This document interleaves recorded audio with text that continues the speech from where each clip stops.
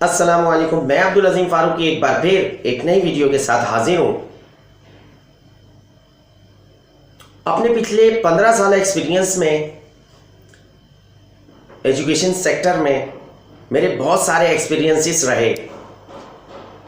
Different schools और college में मैंने पढ़ाया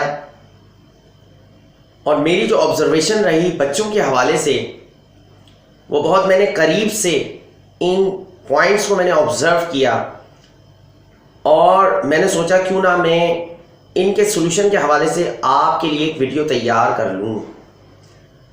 ये पॉइंट्स, ये डिफ़िकल्टीज़ क्या है, आज मैं आपको इस वीडियो में बताऊंगा। आप कोशिश करें मेरे चैनल को भी सब्सक्राइब करें, इस वीडियो को भी शेयर करें और बेल आइकन को भी प्रेस कर दें। वीडियो में जाने से पहले मैं आपको वो पॉइंट्स बताऊंगा जो मैंने ड्यूरिंग द इन्विजिलेशंस मुख्तलिफ एग्ज़ाम्स में बच्चों के हवाले से मैंने ऑब्ज़र्व किया कि बच्चे क्या डिफ़िकल्टीज़ फील करते हैं, स्पेशली प्राइमरी और सेकेंडरी बोथ 9-10 स्पेशली मैं बात करूंगा। इंटर की एक अलग सूरत हाल है। बच्चे बहुत सारे सवालात छोड़ के आ जाते हैं। अच्छा, जब बच्चों से गुफ्तगू होती है या मैं जब उनसे क्वेश्चन करता हूँ कि बेटा आपने ये क्वेश्चन क्यों नहीं अटेम्प्ट किया, तो बच्चा मुझे ये कहता है कि सर मुझे समझ नहीं आ रहा इस क्वेश्चन में करना क्या है। तो मैंने इस तरह से कई बच्चों से सवालात किए। उन तमाम बच्चों का यही कहना था कि सर हमें सवाल का मतलब नहीं समझ आ रहा। और मैंने जैसे ही सवाल का मतलब समझाया, इट्स मीन्स मतलब समझाने के कि मैंने उनको ट्रांसलेट करके बताया, तो बच्चों ने वो सवाल फ़ौरन कर लिया। वो सवाल बच्चों को याद था, उसका आंसर याद था, मगर वो कर नहीं पा रहे थे। वजह क्या थी? वजह ये थी कि सवाल की ट्रांसलेशन उनको नहीं आ रही। कुछ वर्ड्स होते हैं जो उनको समझ नहीं आ रहे कि इनमें क्या करना है, इसका मतलब क्या है।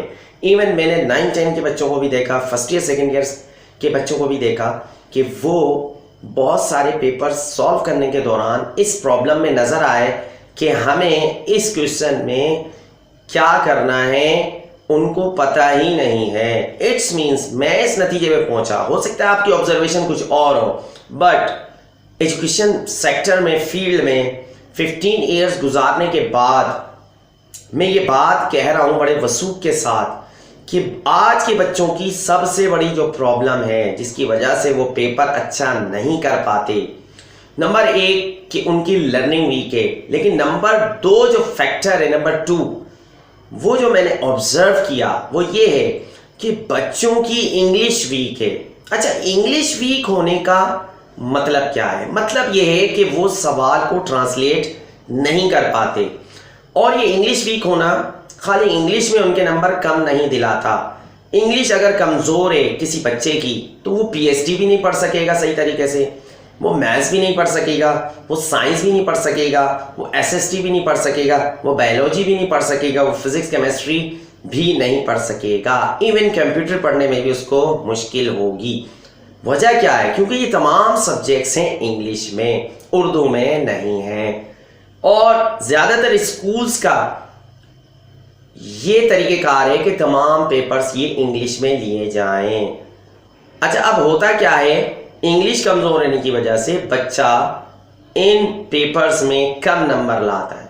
अगर उसकी सिर्फ इंग्लिश स्ट्रॉन्ग हो तो आप यकीन माने उसके लिए ये तमाम सब्जेक्ट्स आसान हो जाएंगे क्योंकि उसको आसानी से समझ में आएंगे। इंग्लिश हमारी मादरी ज़बान नहीं है, हमारी मादरी ज़बान उर्दू है। काश ये हमारा सिस्टम जो एजुकेशन का है वो भी इस बात को समझने की कोशिश करे कि अगर हम बहुत सारे सब्जेक्ट्स मज़मून को बच्चों को उर्दू में पढ़ाएं तो वो बहुत बेहतर तरीके से पढ़ सकेंगे, रिज़ल्ट भी बहुत अच्छा आएगा।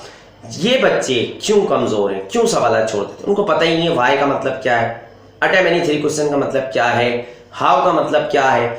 बहुत सारे क्वेश्चंस ऐसे होते हैं अगर उनको ट्रांसलेट करके बता दिया जाए तो वो आराम से वो क्वेश्चन कर लेते हैं। यहाँ आके हमें थोड़ी देर के लिए रुकना पड़ेगा और सोचना पड़ेगा उन टीचर्स को, उन ट्यूटर्स को, उन पेरेंट्स को। क्या टेक्निक हम अपनाएं कि जिसके ज़रिए हम ये प्रॉब्लम हल कर लें। मेरे नज़दीक एक ही टेक्निक है, वो ये, आप जो भी सवाल स्पेशली टीचर्स पढ़ाएं उसका तर्जमा भी बच्चों को बताएं, जवाब का नहीं, सवाल का।